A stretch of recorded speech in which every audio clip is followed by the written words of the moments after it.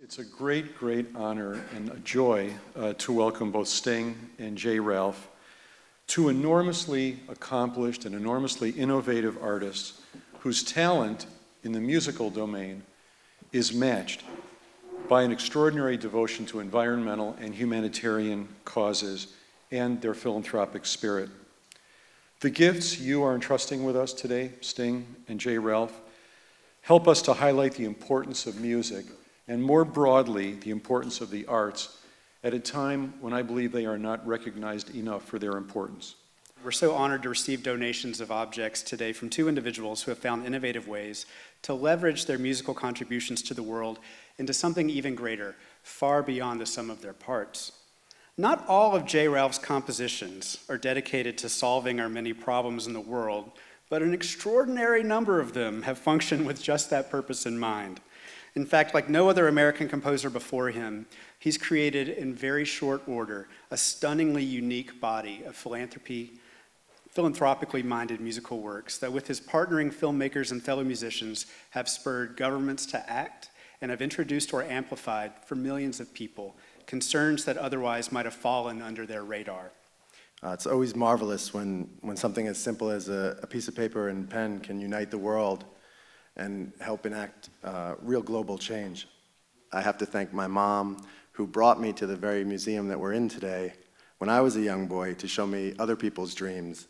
And she was a very magical force, and she always said that, you know, if you can dream it, you can be it, as long as you can imagine it. So all of it is from her, and I'm very grateful for her magic. I obviously had to think very long and hard about what I would donate to the Smithsonian. I figured it would have to be something that I cherished myself greatly. I bought this guitar in 1978, not long after it was constructed, at Manny's music store on 48th Street, which was a bit of a mecca for musicians at the time. It's closed now. It was the first Stratocaster I ever bought. It was the first one I could ever afford, to be honest. I think it cost about $200, $250. It's worth much more now.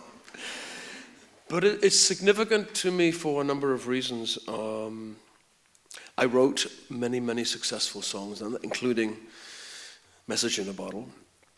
And then I performed at the Amnesty event in, was it 81, Martin? Where are you? Thank you. At the Drury Lane Theatre on behalf of Amnesty International. And that concert really started a relationship with Amnesty that is carried on to this day. Before I became a rock star, I had a real job. I was a school teacher in a very tough school in a mining village in the north of England. And what I learned as a school teacher stood me in very good stead as an entertainer, because I realized you could never teach anyone anything unless you entertained them first, unless you enthused them, if you gave them a spark of your own enthusiasm about whatever subject it was you were teaching, whether it was music or soccer or history. You had to be enthusiastic, you had to entertain. And I carried that on into my life as a social activist, but first and foremost, an entertainer. And I feel there is no way that I can express a political idea or a social idea without the use of a metaphor. I need a metaphor. That's art.